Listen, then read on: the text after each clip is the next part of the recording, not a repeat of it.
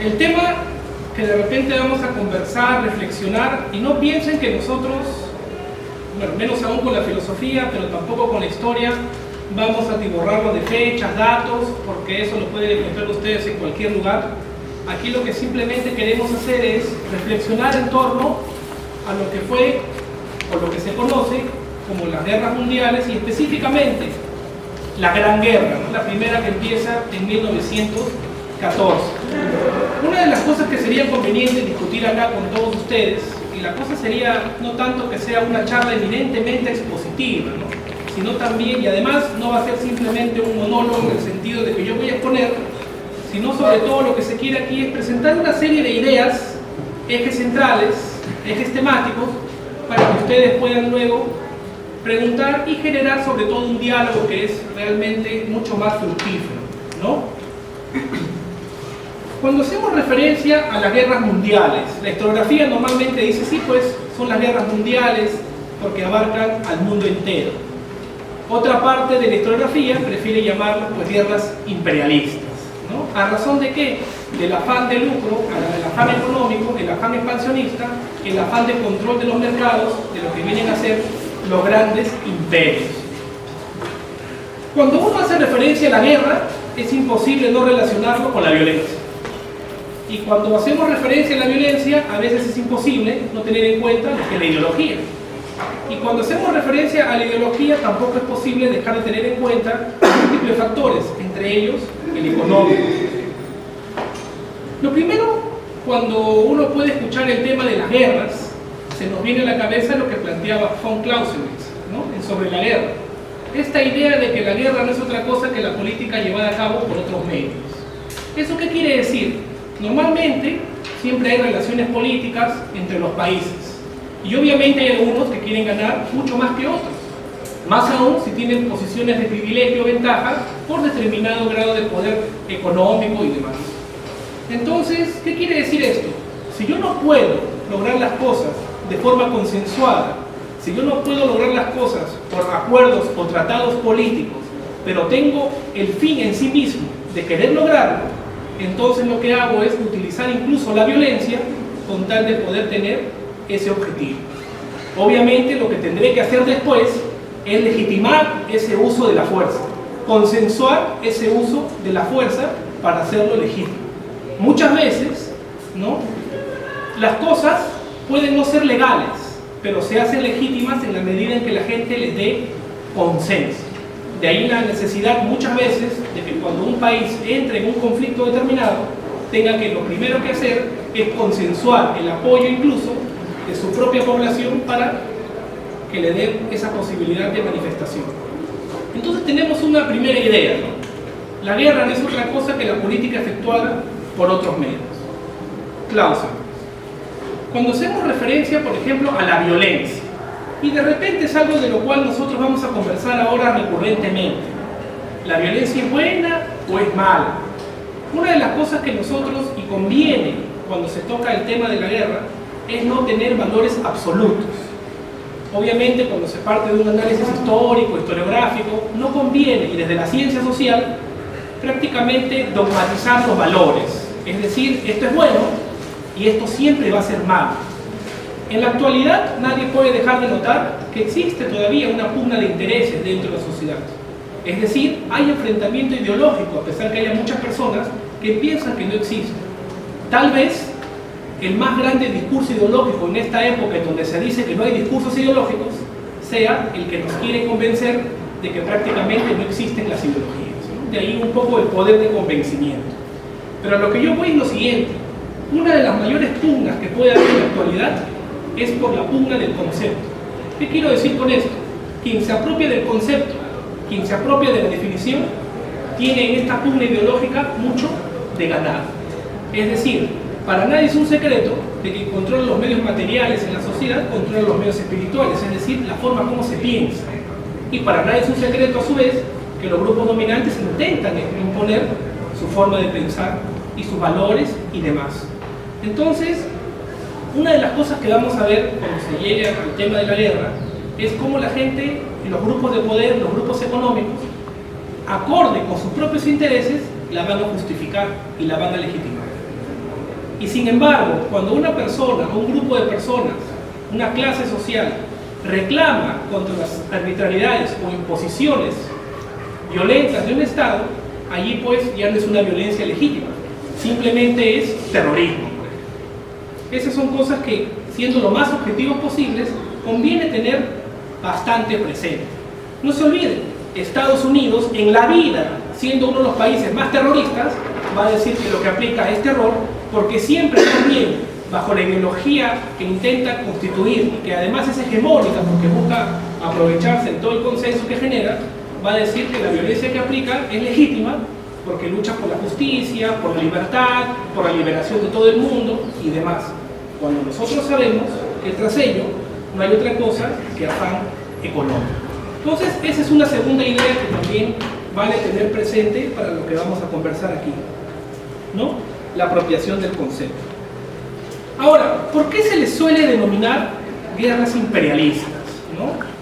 Por ejemplo, ustedes deben haber, bueno, ustedes son especialistas en antropología, pero de todas maneras hay textos universales para todo lo que viene a ser un científico social, más aún ahora que hablamos de unas ciencias sociales pues, más totales, o de ciencias sociales más multidisciplinarias o interdisciplinarias, mejor dicho, ¿no? Entonces, Eric Hobsbawm, uno de los historiadores más prominentes y que falleció el año pasado, especialista en el siglo XIX, hacía referencia a lo siguiente, ¿no? Entre 1875 y 1914 se denominó la era del imperio. ¿Qué quiere decir? Una era donde no solamente abundaban los emperadores, sino también obviamente abundaban pues los imperios. Y hay una peculiaridad, no solamente como les digo había emperadores, sino que en ese contexto todavía el término imperio no era peyorizado como ahora. Es decir, más bien un país, una nación se jactaba de ser un imperio formalmente constituido, extenso, amplio, ¿no? Con un monarca. Con una peculiaridad que sobre todo va a querer colonizar cada vez más, ¿no? Va a ser un imperio caracterizado por la idea de querer cada vez más controlar el mundo. Entre estos años, 1875 y 1914, prácticamente el mundo estaba dominado por 9 grandes países: Rusia, Estados Unidos, Francia, Inglaterra y demás, ¿no? Pero hay una peculiaridad, ¿y por qué me remito siempre un poco antes del fenómeno que se va a analizar? Porque los historiadores asumimos lo siguiente, ¿no? No existe la historia inmediata. Entonces, para que un acontecimiento se pueda dar, siempre es conveniente llevar a cabo un rastreo de aquellos factores estructurales que pueden haber influenciado en que este fenómeno se desarrolle. Es decir, tampoco me voy a remitir a lo prehistórico, pero por ejemplo, para darnos unas pistas, yo no podría entender la Revolución Francesa si no comprendo la Revolución Inglesa. Yo no podría comprender las revoluciones de mediados del siglo XIX, conocidas como la Revolución o la Primavera de los Pueblos, sin entender todo el proceso trunco iniciado desde la Revolución Francesa. Y así, yo no podría entender el origen o el inicio de la Gran Guerra en 1914 si primero no contextualizo ya un antecedente previo de lo que viene a ser este contexto imperial. En 1861, ¿qué libro sale a la luz? ¿Qué libro famoso se da a conocer? Que mucho va a tener que ver no solamente en la ideología subyacente de la Primera Guerra Mundial, sino también de la Segunda. Acá hablamos de la Gran Guerra, obviamente porque no se llamaba Primera Guerra Mundial, no se sabía que iba a haber una segunda. El texto de Charles Darwin. Me imagino que todos ustedes deben haberlo revisado en su momento, ¿no? Ahora, bueno, sin embargo, ¿qué texto es? A ver, el origen de las especies. No lo revisen, es un texto interesante, a pesar que el más interesante a su vez es el origen del hombre, ¿no? Pero tal vez ese sea el más conocido, el más famoso. Ya todos ustedes saben, la selección natural, las leyes por las cuales sobreviven o superviven aquellas especies que mejor se adaptan al entorno. Hasta ahí parecería no haber problema alguno. Pero unos años después, Herbert Spencer, en un texto llamado Principios Filosóficos, empieza a desarrollar esta idea, pero ya no solamente aplicada al ámbito natural, sino al ámbito social e histórico. Entonces empieza a hacer referencia a que van a haber naciones o países mucho más fuertes a razón de que por selección histórica, en este caso, han sabido supervivir y manifestarse de mejor forma.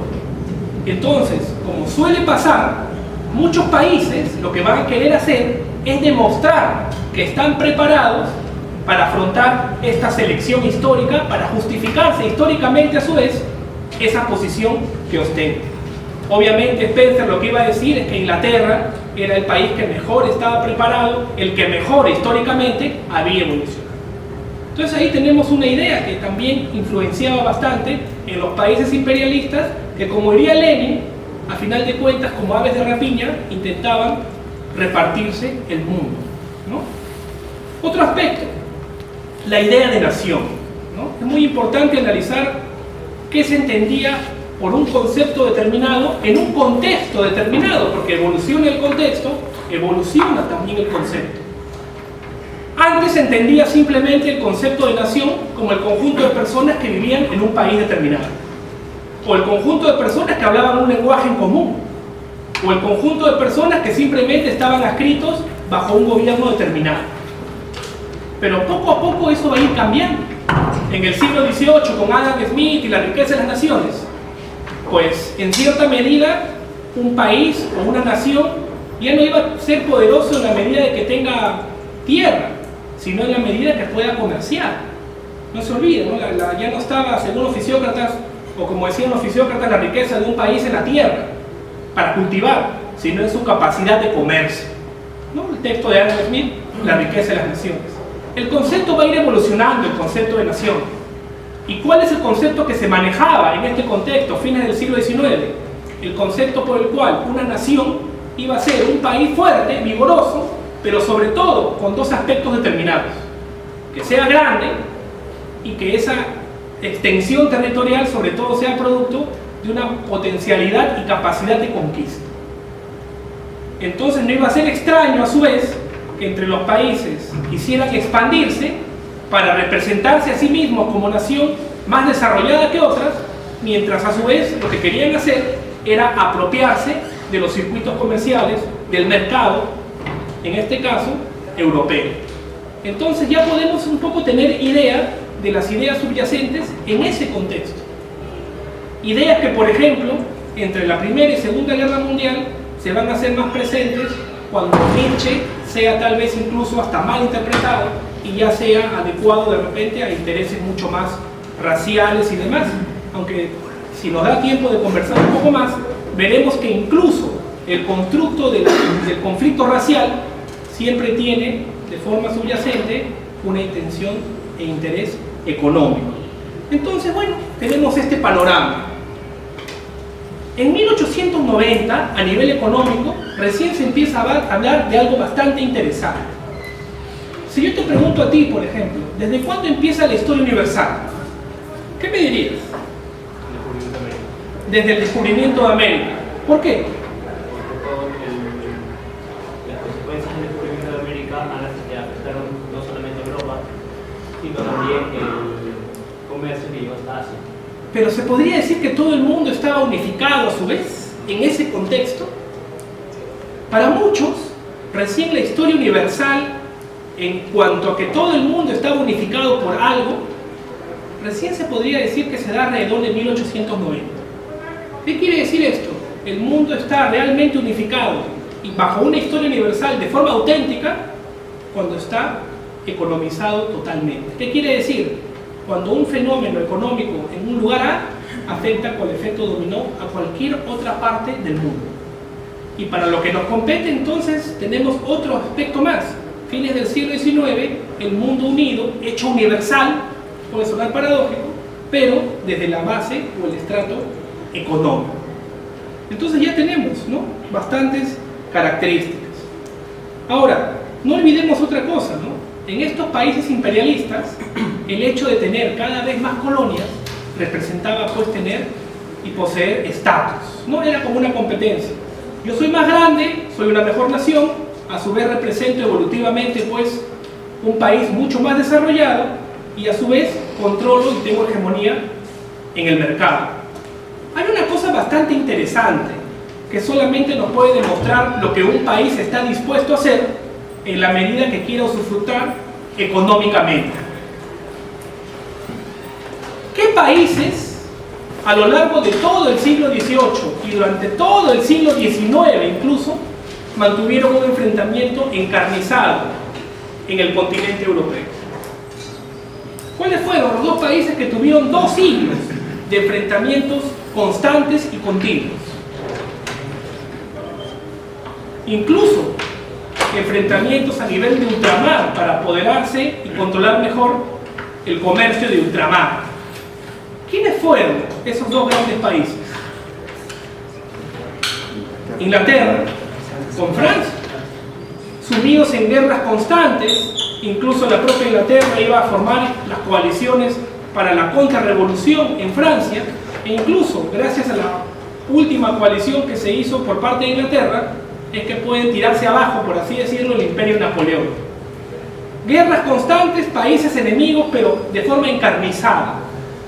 Sin embargo, cuando los intereses económicos los afectan a ambos contra un enemigo común, esos enemigos más encarnizados pueden hacerse amigos con tal de poder sacar réditos y provecho. Las guerras de Crimea, por ejemplo, unen a Francia con Inglaterra contra Rusia. Otra anécdota más, por así decirlo, ¿no? Estos 2 bandos totalmente enfrentados por determinados intereses van a terminar haciendo una alianza a partir de 1907 aproximadamente, cuando tendrían que tener en cuenta el enfrentamiento contra otro bloque económico, ¿no?, que afectaba a sus propios intereses. ¿Cuál era ese? El bloque económico de Europa Central, a cargo de Alemania y el Imperio Austrohúngaro. Entonces ahí vemos eso, ¿no? Es decir, países totalmente enfrentados y enemigos, pero que cuando ven un objetivo en común y una amenaza en común, entonces no hay problema que me haya peleado ayer de forma sangrienta y hoy seamos amigos para luchar en el futuro por una causa común. Esas son solamente cosas que se pueden ver cuando prima también lo económico, ¿no? Entonces ese aspecto también para tener en cuenta. Como ustedes saben, de repente puede sonar a una verdad de perogrullo, algo que sumamente ya es conocido y sabido, pero en la historia no hay una historia inmediata, es decir, se puede haber iniciado el conflicto en 1914, pero en realidad podría haber empezado mucho antes, ¿no? ¿Y a razón de qué? De que la historia no es otra cosa que un proceso estructural. Si ustedes en algún momento han revisado textos de Erwin Goffman, saben una característica principal del siglo XIX, ¿no? El largo siglo XIX. ¿Por qué se le dice largo siglo XIX? ¿Por qué? Porque entre los historiadores, por ejemplo, no analizan el tiempo cronológicamente, sino de forma histórica. Entonces, 100 años a nivel cronológico no vienen a ser 100 años desde el punto de vista histórico. ¿Cuándo empieza el siglo XIX? Históricamente hablando. ¿Cuándo dirías tú que empieza el siglo XIX? Históricamente hablando. Uno podría decir 1800. ¿Y cuándo acaba? En el 1900. Pero no necesariamente es así cuando hablamos desde la perspectiva histórica. ¿Cuándo empieza el siglo XIX? 1789 con la Revolución Francesa. ¿Cuándo termina? Con todo el proceso, cuando se inicia la Gran Guerra en 1914. 1914 da paso a su vez al corto siglo XX. ¿Por qué corto? Si todos los siglos tienen 100 años. No, pues es que históricamente ese siglo inicia en 1914 y termina ¿cuándo? ¿Qué acontecimiento hay de quiebre a finales del siglo XX? La caída del muro, todo lo que podría representar la caída del socialismo realmente existente, ¿no? Entonces, un aspecto digno a tener en consideración, que es una de las consecuencias a su vez de la primera o de la Gran Guerra, ¿no? Si el siglo XIX fue inglés, el siglo XX fue norteamericano, ¿no? 100 años le duró a Inglaterra, de 1815 a 1914. No olvidemos, durante toda esa época, bonanza económica, revolución industrial, era literalmente el taller del mundo. Pero esto se acaba, pues. La guerra empieza en 1914, ¿no? ¿Qué memoria o qué idea se nos puede venir a la cabeza con la primera gran guerra? Nunca antes todas las potencias habían entrado en enfrentamiento directo a la vez. Y entre todas ellas tenían algún tipo de recelo. Es decir, Alemania tenía recelo con Rusia, porque Rusia cada vez ampliaba su capacidad económica. A su vez, Francia e Inglaterra, bueno, sobre todo Francia, quería la devolución de territorio quitado por Alemania también. A su vez, Gran Bretaña, ¿qué quería? Nada. ¿En qué sentido nada? Quería mantener el status quo, en el sentido que no quería que haya cambios ni demás. ¿Por qué? Porque, no, como les acabo de comentar, controlaban económicamente y mercantilmente el mundo entero, ¿no? Ese es un aspecto que también hay que tener bastante en cuenta. Algo adicional también, bastante digno de tener en cuenta. Como les digo, yo no les voy a hacer una cronología que puede sonar aburrido porque eso lo pueden descargar de Wikipedia, de Google. Acá la idea es hablar sobre ejes centrales y temas determinados. No se puede dejar de lado, cuando se habla de guerras, hablar de revoluciones. Y no se puede dejar de hablar de revoluciones sin contextos específicos de crisis. La Revolución Francesa es producto de crisis específicas que se dan en un momento determinado. Cuando uno revisa, por ejemplo, los textos de Marx y Engels, guerra civil en Francia, lucha de clases en Francia, 18 de Brumario, al final de cuentas, Engels hace referencia a algo. No puede haber el inicio de un proceso revolucionario si no hay de antemano condiciones de crisis que lo propicien. Ustedes dirán, bueno, ¿por qué saltas de la Gran Guerra a este tema? Porque no olvidemos que en el transcurso de la Gran Guerra de 1914 a 1918 va a haber un acontecimiento revolucionario bastante importante. ¿Cuál va a ser este? La Revolución Rusa en 1917. Habían habido revoluciones burguesas en 1789, revoluciones burguesas en 1848, pero hay una peculiaridad. En 1848 la burguesía termina de ser revolucionaria porque se da cuenta que no necesita cambios estructurales para obtener los beneficios que desea. El proletariado, a su vez, aprende algo y asume de que si otra vez quiere tener cambios estructurales para bien, no necesita aliarse con la burguesía, sino más bien iniciar un proceso revolucionario por propia cuenta. Razón por la cual la siguiente gran revolución del siglo XX iba a ser específicamente en Rusia, 1917. ¿Por qué les comento esto, no? Dentro del transcurso de la guerra. En 1905 se había dado el primer intento de revolución rusa. Lenin exiliado en Suiza desde 1905 y allí permanecería hasta 1917. ¿Qué imágenes podríamos tener de la primera gran guerra, ¿no? La batalla de Verdún, casi 600.000 muertos, otros dicen 1 millón de muertos. El asunto es que fue un impacto a nivel mundial porque nunca antes, como les dije, casi todas las potencias habían participado de qué, como aves de rapiña o carroña, de querer pues desmembrar el mundo entero a nivel económico. Hay un aspecto interesante. De todas las potencias que se estaban repartiendo el mundo, ¿quién faltaba? Teníamos a Rusia, Austria-Hungría, Alemania, Francia. ¿Qué gran potencia faltaba? Intervenir en la guerra. Estados Unidos. ¿Ustedes se imaginan la actitud de Estados Unidos totalmente mortificada, ¿no? Cuando ve que todo el mundo se empieza a repartir el mercado europeo y él tiene que mirar simplemente el espectáculo sin saber qué hacer? ¿Ustedes creen que Estados Unidos no quería participar del conflicto? ¿Ustedes creen que Estados Unidos no quería participar de dicha repartición? ¿O Estados Unidos tenía, como supuestamente dice parecer siempre, este afán de ser el policía del mundo y el garante del orden y la paz mundial? Como les dije, yo no voy a entrar en detalles específicos. Yo creo que ustedes saben un poco de cómo se desenvuelve la Primera Guerra Mundial, creo que saben quién ganó, incluso en la Segunda y demás. Un aspecto interesante, y eso lo veremos, sí, es que hay historiadores que prefieren, en vez de hablar de una Primera o Segunda Guerra Mundial, hablar como un solo proceso, con un breve periodo de paz, porque en realidad, terminada la Primera Guerra Mundial, todo el mundo sabía que en algún momento, tarde o temprano, iba a iniciarse una segunda parte, por todos los acuerdos perniciosos que hubieron, sobre todo con Alemania, o frente a Alemania. Pero ¿por qué les comentaba todo esto? Porque Estados Unidos busca un pretexto y logra entrar a la guerra en 1917. En ambas guerras mundiales, Estados Unidos es el que termina inclinando la balanza para el bando ganador. ¿Qué tenemos en un bando entonces? Otro aspecto digno de tener en cuenta. Teníamos a las dos grandes ejes. Por un lado, Francia, Gran Bretaña, ¿no? Teníamos en cierta medida, va a entrar Estados Unidos también a tallar ahí. ¿Y Estados Unidos por qué creen que es que va a entrar, como les digo? Para participar también de dicha repartida. Por el otro lado, ¿quién tenemos? Alemania, Austria-Hungría. Hay una cosa muy interesante que vale la pena tener en cuenta, ¿no? ¿Quién era el monarca de Rusia en ese contexto? ¿Se acuerdan? Más o menos.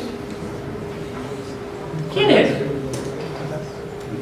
Nicolás II. ¿Y quién era el monarca en cierta medida de Alemania en ese contexto? ¿Y qué relación tenía ese personaje con el otro gobernante de Rusia? Eran primos. Y la historia cuenta que en realidad ellos querían solucionar el conflicto antes de que estalle de forma pacífica, porque incluso eran familia. Pero los grupos de poder económico ya estaban en cierta medida empujando a batallones para que vayan a enfrentarse. ¿Por qué? Porque a todos les convenía una guerra, porque de ello iban a sacar rédito económico y con ello político. Entonces, los grupos de poder, nos daremos cuenta y nos damos cuenta mucho de esto en la actualidad, son a veces el poder de facto que puede haber dentro de un país. Si nosotros vemos en la actualidad el gobierno de Estados Unidos, ¿ustedes creen auténticamente, bueno, así dicen, el hombre más poderoso del mundo suele ser casi siempre el presidente de Estados Unidos? ¿Creen realmente que él es el que gobierna? ¿Creen realmente que él es el que dirige la política del mundo? No. Sabemos que hay poderes de facto sobre él, bajo él, que dirigen prácticamente lo que él tendría que hacer. Entonces, ese es otro tema del cual en algún momento me gustaría poder conversar. Como les dije, más que algo expositivo, quiero soltar ideas, generar un poco de curiosidad, inquietud, para luego tal vez aprovechar el tiempo y poder conversar, ¿no?, de forma un poco incluso más detallada y demás. ¿Por qué les hablé en su momento de Rusia? La revolución, 1917. Para esto, en 1905, ya se había dado una guerra. ¿Entre quién? Rusia y Japón. ¿Quién perdió? Rusia. No es casual que en ese contexto de crisis haya habido un primer intento revolucionario. 1917 se inicia la Revolución Rusa. Pero ¿cómo es que se da? No vamos a entrar en detalles, si hay preguntas podemos explayarnos mucho más. Pero para Alemania, aparte de Estados Unidos, que entraría luego, ¿quién era el otro gran enemigo? Rusia. ¿Cómo es que se saca Alemania a Rusia del camino? ¿Han podido leer algo sobre ello en algún momento? Hacen que Lenin vuelva a Rusia. Como dicen, Lenin era el único que tenía la llave para poder abrir ese candado. Y al final de cuentas lo que hacen es, lo traen del exilio a Lenin. ¿Para qué? Para que él lleve a cabo el proceso revolucionario. Cuando se da la revolución en Rusia, lo que dice Lenin es algo bastante interesante. ¿Para qué vamos a continuar con la guerra si lo que hay acá más bien es un movimiento contrarrevolucionario? Los mencheviques, el Partido Blanco y demás. Lo que hay que hacer es continuar con la revolución. Los alemanes sabían muy bien eso. Para eso lo sacan del exilio alemán. Rusia inicia su revolución y se aparta de la guerra. 1918, el tratado Brest-Litov, bastante pernicioso para Rusia, pero una necesidad porque Lenin dijo, tengo que salvar la propia revolución. No me queda de otra, es lo único que yo tengo que hacer. Pero uno de los pocos países donde sí prendió la revolución, paradójicamente, y esto fue un efecto boomerang para Alemania, fue en la propia Alemania, que tuvo intentos revolucionarios en 1918, y un mes antes que termine la guerra, y fue producto de ello, entra en crisis y prácticamente tiene que rendirse. Estados Unidos ya había entrado en 1917. ¿Por qué? Porque siempre Estados Unidos va a ver que cuando el mundo se empieza a repartir, ellos también tienen que participar de esa pugna y de esa competencia. Cuando terminan, por ejemplo, las dos guerras mundiales, donde Estados Unidos bien supo buscar excusas para poder participar, es que recién orienta su mirada mucho más directa hacia América Latina. Todos nos hemos repartido Europa. ¿Quién es el único que tal vez puede aprovecharse de América Latina? Soy yo. Por eso empiezan a enfatizar mucho, lo ya dicho por un presidente famoso por ellos hace décadas atrás, de que América era solo para los americanos, entendiendo con ello América es solamente para mí, por así decirlo. Hay muchos temas bastante interesantes. Por ejemplo, termina la Primera Guerra Mundial. Como les digo, podemos conversar después sobre detalles, ¿no? Fechas, datitos, pero termina la Primera Guerra Mundial y ¿quién es el culpable? ¿Quién termina siendo el culpable de todo? Alemania. El tratado pernicioso, el tratado de Versalles. Tiene que pagar toda la reconstrucción, los costes de guerra, no puede tener armamento, no puede tener servicio militar, prácticamente no puede hacer nada. ¿Cómo habrá generado trauma en los propios alemanes este tratado tan pernicioso para ellos, que lo primero que hace Hitler cuando ocupa y derrota a Francia, ¿qué cosa es? Les manda a traer ese vagón en el que se habían rendido en la Primera Guerra Mundial para que simbólicamente los franceses firmen ahí su rendición. Es decir, prácticamente fue una herida que nunca dejó de sangrar para ellos y que obviamente ni bien termina la Primera Guerra Mundial se sabía del inicio de una segunda. ¿Qué papel va a jugar Estados Unidos? Porque como vemos, Estados Unidos luego de la Primera Guerra se convierte en la potencia industrial. Luego la segunda ya sería pues la primera economía del mundo. Pero lo que va a hacer en cierta medida Estados Unidos es algo que enfatizó mucho más en la segunda. Es decir, para nadie es un secreto que Estados Unidos fue el único país que no perdió en la guerra. Porque Inglaterra, Francia, vieron sus economías destruidas, ni qué decir Rusia, al menos en el inicio de la revolución. Y al final de cuentas el único país que siempre salió victorioso fue Estados Unidos. De ahí que se diga, como les comenté, que el siglo XX sea el siglo norteamericano, ¿no? Después va a suceder algo interesante, ¿no? Después de la Primera Guerra Mundial, Wilson, si no me equivoco, va a intentar, utilizando los argumentos kantianos de la historia cosmopolita, pues decir y hacer referencia a la necesidad de una sociedad de naciones, de una unión de naciones, como un conjunto de países que avalen la paz mundial, donde obviamente ellos son los que van a tener la directriz incluso para dictaminar cuándo se debe llevar a cabo la guerra e incluso cuándo se debe firmar la paz. Si nosotros, por ejemplo, tuviéramos que decir qué consecuencias trajo de cierta medida la guerra, bueno, Gran Bretaña deja de ser el taller del mundo, deja de ser la primera economía del mundo, se empieza a desarrollar mucho más de industrias de ultramar, se aprecia que tras lo económico o tras lo político siempre hay una intención económica, pero va a haber un aspecto bastante interesante, que es el desarrollo del movimiento obrero, porque el movimiento obrero en cierta medida va a tomar mucha más conciencia de su realidad al ver que hay una dicotomía, ¿no?, entre lo que se dice y lo que las naciones suelen practicar. Un hermano Lenin, como les comentaba, hacía referencia que por último, si los países imperialistas quieren sacarse los ojos, que se los saquen ellos. Pero ¿por qué el proletario de todo el mundo tiene que estar peleando guerras que solo les conviene a los países imperialistas? Entonces, esos son aspectos que hay que tener en cuenta. Del inicio de la Gran Guerra han pasado 100 años.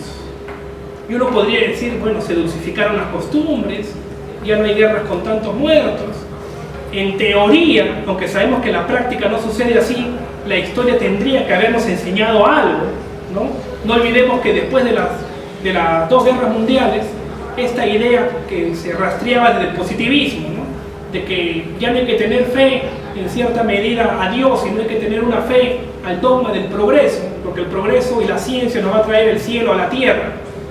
Esa idea se quiebra incluso después de las guerras mundiales, porque después de las guerras mundiales, ¿no?, la propia historia nos cachetea en la cara y nos da en evidencia de que no estamos yendo en marcha ineluctable, pues, porque la historia no tiene ¿no? Voluntad propia hacia un progreso determinado. No olvidemos que incluso luego de las dos guerras mundiales cambia la forma de pensar. Si nosotros a nivel estrictamente filosófico, ¿no? dijéramos cuáles son las corrientes de pensamiento que surgen luego de las dos guerras mundiales, existencialismo y la fenomenología, es decir, una corriente de pensamiento que empieza a problematizar sobre la muerte, ¿no?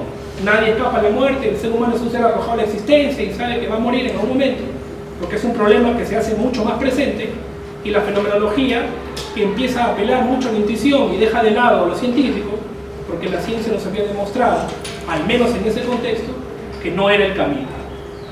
Además de eso, ¿no? que son cambios en la forma de pensar, nos damos cuenta de que en realidad, salvo esos enfrentamientos mucho más explícitos, de repente salvo las guerras han cambiado, eso sí. Es decir, ahora es mucho más fácil matar gente. Antes, siquiera tú tenías que tener un poco de repulsión, acercarte a la otra persona, hincarle un cuchillo, por así decirlo. Ahora no. Después, incluso con la Segunda Guerra Mundial, uno apretaba un botón y listo. Sin siquiera ver, tú matabas a mucha gente. Con el paso de los años nos hemos dado cuenta que pueden haber cambiado las facetas, pueden haber cambiado las formas, pueden haber cambiado los cuerpos, pero lamentablemente el móvil, las causas, siguen teniendo el mismo esqueleto en cuanto que viene a tener la misma esencia. Es decir, incluso en la actualidad, el móvil de las guerras, para nadie es un secreto, es producto de intereses económicos. Las guerras, por ejemplo, uno podría decir ese conflicto entre Israel y Palestina, ese conflicto es racial, no tiene nada que ver lo económico. Podemos debatirlo y uno se va a dar cuenta que tras ese combate de religiones o combate racial hay un trasfondo económico. Estados Unidos no de forma gratuita creó ese país artificial de Israel en 1948 con el amparo de la ONU. Entonces fue intencional. Si nosotros tenemos en cuenta todas las guerras que se han producido en Medio Oriente, si nosotros tenemos en cuenta todo lo que se ha producido en los últimos años, no es otra cosa que guerras con la justificación de apoderarse del petróleo, el oro negro y demás. Entonces, al final de cuentas, nos damos con la cruda realidad, ¿no? Que incluso ya no podemos hablar de una guerra fría, ¿no? Hobsbawm diría de que era una guerra fría, nunca se iba a calentar porque los países nunca iban a ser tan tontos, las potencias, de enfrentarse directamente porque todos acababan muertos. Y ahora de repente ya no vivimos una guerra fría en ese sentido, de que no hay una ideología de repente capitalista, comunista, porque capitalista sí la hay, más salvaje incluso, pero comunismo ya no hay, por así decirlo. Pero ustedes creen que entre Rusia y Estados Unidos no pervive todavía una guerra fría, tal vez no ideológica, pero pervive. ¿Y a razón de qué? Crimea, el oleoducto, por donde pasa todo el petróleo que sale de Europa. Entonces, al final de cuentas, mucho de lo que nos conviene reflexionar es que han pasado 100 años, no hemos aprendido mucho, o tal vez la población común y corriente puede haber aprendido. El asunto es que los gobernantes, y sobre todo el poder económico que los sustenta y los motiva, no les importa aprender o no, porque ellos no buscan ninguna lección de la historia. Lo que buscan simplemente es poder económico, control de mercados, ¿no? Y extensión de la capacidad de acción, por así decirlo. No es casual que las múltiples guerras que han habido siempre han tenido como móvil principal lo económico, pero siempre han estado revestidas de múltiples excusas. Ataques terroristas, defensa del Medio Oriente y demás. ¿Por qué se hace referencia a que la Primera y la Segunda Guerra Mundial son un solo bloque histórico, por así decirlo, separadas por un interludio de paz, ¿no? Por un break, por así decirlo? Cuando se analiza la Primera Guerra Mundial, podría haber algún debate histórico sobre por qué se inició. En cambio, en la Segunda no tanto, porque se sabía intencionalmente quién tenía la culpa para que se inicie. Era como una especie de revancha histórica de los derrotados frente a la situación perniciosa en la que se encontraba. Por eso que se puede hablar de que como nunca antes, ¿no? Ya se sabía que iba a haber otro tipo de enfrentamiento. Los propios países lo sabían. Lo que sucede es que no todos asumieron la misma postura frente a ellos. Al día siguiente que Alemania se rinde, tal vez ya estaban pensando en una revancha. Mientras que otros países, con la derrota que habían tenido, incluso a pesar de haber ganado, como Inglaterra y Francia a nivel económico, no se prepararon para la guerra. En el caso específico de Francia, por ejemplo, lo que quería era nunca más volver a tener una guerra de ese tipo. A lo mucho, a lo que se preparaba era para defenderse. La línea Maginot, por ejemplo, con la cual empieza a ser como una especie de barrera para cualquier ataque. Y es más bien esa actitud de la defensiva, buscar la defensiva, la que le costó muy caro y que implicó que rápidamente sea invadida por Alemania. Entonces, creo que ya se sabía, ¿no? Hay oportunidades en que si bien no se puede predecir la historia, porque eso es imposible, pero sí más o menos se puede visualizar cuando los procesos parecen que eran turbulentos. Y por eso Hobsbawm es mucho de esta idea de que en realidad se debería hablar de un solo proceso que puede haber abarcado desde 1914 hasta 1945. Si hablamos rápidamente de los cambios más significativos luego de la Segunda Guerra Mundial, yo creo que rápidamente se me vienen a la cabeza dos, ¿no? Consecuencias. Desde el día siguiente de que termina la Segunda Guerra Mundial empieza la Guerra Fría. Y eso va a caracterizar hasta la caída del mundo. Enfrentamientos entre países satélites que iban a representar la ideología en pugna de ese momento. Es más, era una ideología que se manifestaba enfrentada en todo ámbito, desde lo político, lo económico, y hasta cualquier excusa iba a servir o a ser buena para que un sistema intente demostrar que era mejor que el otro. Yo soy aficionado al ajedrez, por ejemplo, y yo me acuerdo haber leído un texto que se titula Bobby Fischer va a la guerra. Incluso en ese gran match entre Spassky y Bobby Fischer era utilizado para decir que el campeón iba a reflejar el sistema económico e ideológico más fuerte, porque demostraba con ese deporte quién era mejor que el otro. No solamente manifestado de esa forma, sino todas las guerras posteriores se dieron entre los satélites, así que eso caracterizó por mucho, ¿no? Como ya les dije, una guerra fría, porque supuestamente nunca se iba a llegar a calentar. Entonces, una consecuencia fue la Guerra Fría, ¿no? El intento de repartición de muchos de los territorios en dos. Tenemos a Corea, a Vietnam, a Alemania y demás. Y otra consecuencia que se podría traer, o se me viene rápidamente a la cabeza, es el fin de los imperios, ¿no? Es decir, se consolida o se queda el mundo bipolar, digámoslo así, con Estados Unidos, Rusia, pero los imperios mucho más tradicionales europeos empiezan a resquebrajarse. Es sabido que todo imperio, cuando ya no tiene esa fortaleza para mantener cohesionada, incluso política o ideológicamente, a todas las naciones o culturas o etnias que han ocupado, lo primero que hacen es querer la separación, ¿no?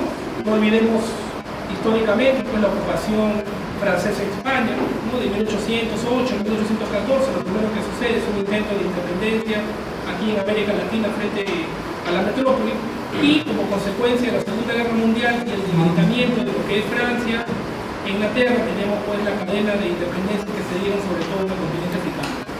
Entonces, más o menos, como les digo, visorando respuestas rápidas a las inquietudes que pueden haber tenido. ¿Por qué el ser humano siempre se aboca pues al enfrentamiento?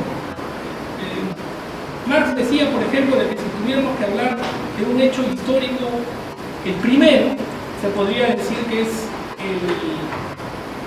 el intento del primer ser humano en buscar sus propios medios de subsistencia. Siempre el ser humano ha vivido en teoría de su propio trabajo, y no habría nada más simple que querer beneficiarse del trabajo ajeno en base a aprovecharse a su vez de las necesidades de subsistencia de otras personas. Yo creo que el asunto es simple, ¿no? Acá no vamos a entrar a tallar a la idea de Hobbes de que el ser humano pues, tiene un egoísmo innato, de que el ser humano en cierta medida Rousseau hace bueno y se hace malo. Acá simplemente el asunto es pugna, ¿no? Aprovechando la fuerza por quien puede aprovecharse de los recursos de la otra persona. Y en este caso, esto también se puede trasladar entre lo que es un país o una sociedad a otra. Entonces, más o menos se puede ir por ese aspecto, ¿no? Un país grande se resume al pequeño. Cuando Hobsbawm hace referencia a por qué hay ese desarrollo tecnológico, lo que pasa es que muchos desarrollos a nivel tecnológico, que es el conocimiento científico aplicado a la vida cotidiana, a la técnica, se da que es producto de la necesidad. Es decir, por ejemplo, desde el siglo XVIII, siglo XIX, ¿por qué Inglaterra se convierte en el taller del mundo? Por las necesidades de demanda del algodón y la necesidad que a su vez tenían de poder tener una industria que pueda masificar la producción. En el caso de lo que viene a ser Estados Unidos y luego de la Primera Guerra Mundial y Segunda, es que en el contexto mismo en que las potencias europeas, sobre todo, van necesitando desde víveres hasta armamento, son países como Japón, países como Estados Unidos, en la necesidad de cubrir esas demandas de armamento para ganar dinero, es que van desarrollando tecnología para producirla más rápido y a la vez de mejor calidad, para que supuestamente la guerra se acabe rápido. Es un poco lo que se decía, como nunca antes se habían llevado guerras hasta ese extremo. Y tanto la Primera Guerra Mundial como la Segunda tenían una peculiaridad, que lo que se buscaba era la derrota total del enemigo. No se buscaba porque se rinda, no, era simplemente la derrota y la búsqueda de destruir económicamente. Pero el asunto era, esto era un medio para un fin. Estados Unidos, por ejemplo, buscaba destruir económicamente a sus potenciales rivales económicos. Y luego de destruido, lo que buscaba hacer, tanto en la primera y más en la segunda, con el plan Marshall y demás, era reconstruirlos para ganar dinero. Es decir, Estados Unidos, por lo que ya se comentó, fue el único país que en realidad no perdió la guerra, pero no en todos sentidos. Es como en Irak, han destruido a nombre de la paz, ¿no? Y también ellos reconstruyen, todas las constructoras norteamericanas son las que están beneficiándose de ello. Hay un aspecto bastante interesante. Cuando un país quiere ir a la guerra, lo primero que tiene que hacer es tener consenso de su población para que su población legitime la decisión de esa política de ir a la guerra. Y yo necesito confiar en que el gobierno está haciendo lo mejor para mí, de que me está liberando de una amenaza, o que en cierta medida está haciendo aquello que yo también quisiera que haga. Estados Unidos tiene una peculiaridad, y es utilizar todo el andamiaje que puede tener para poder convencer a su población de que está haciendo lo correcto. Muchas veces se hablaba de que la mejor forma de controlar a una población es generar consenso. Y cuando tú tienes el consenso y que controlas la forma de pensar de una sociedad, se puede decir que tienes legitimidad y autoridad frente a ella, tienes poder para controlar en cierta medida su voluntad. Estados Unidos tiene una forma muy peculiar de controlar a su población, que es en base al miedo, ¿no? Antes se hablaba mucho del miedo rojo, es decir, el miedo hacia el comunismo. Y ahora ese miedo rojo se ha llevado al miedo al terror, ¿no? Todo lo que podía representar una amenaza y a la vez todo para lo cual Estados Unidos supuestamente lucha es para liberar al mundo entero del terror, ¿no? Como en su momento entre 1999 y el año 2000 era liberarnos o salvarnos de cualquier fin del mundo. Estados Unidos tiene formas múltiples de poder generar consensos en la gente. Incluso, ¿por qué se puede decir que funciona como un imperio? No solamente un imperio se caracterizaba por su capacidad de conquista, expansión, sino por la reproducción y asimilación cultural, ¿no? Por muchos de los lugares que se encontraban alrededor suyo. Nadie escapa a la lógica cultural norteamericana, nadie escapa a la lógica de consumo norteamericana, y eso se puede decir que también colabora con que Estados Unidos pueda aprovechar la forma de reproducir sus ideas. Para muestra un botón, ¿no? Que puede servir como un pie de página. Ustedes analizan qué tipo de películas se han producido en Estados Unidos entre 1998 y 99, cerca del fin del mundo, entre comillas, siempre hay que mantener con miedo a la gente. Y siempre ustedes se ponen a analizar las películas elaboradas por Estados Unidos en contextos previos, donde querían invadir Irak, Afganistán y demás, y se van a dar cuenta que no es casual que aparezca Armagedón, que aparezca Impacto Profundo, que aparezca El Patriota, que aparezca Código de Guerra, Código de Honor. ¿Por qué? Porque son formas incluso como se va generando un poco de opinión en la gente para que la gente acepte la acción que quieren cometer, por así decirlo. Ahora, no olvidemos incluso, ¿no?, todas las armas de las cuales Estados Unidos en su momento puede aprovechar con todo el poder que puede tener. Es decir, aquí he escuchado lamentablemente el famoso texto de Fukuyama, cuando hace referencia más bien de que todos deberíamos asimilarnos a la democracia y economía norteamericana, porque representa pues el máximo logro posible, dado que ya el socialismo o el comunismo han fracasado. Entonces, estos son aspectos para tener en cuenta.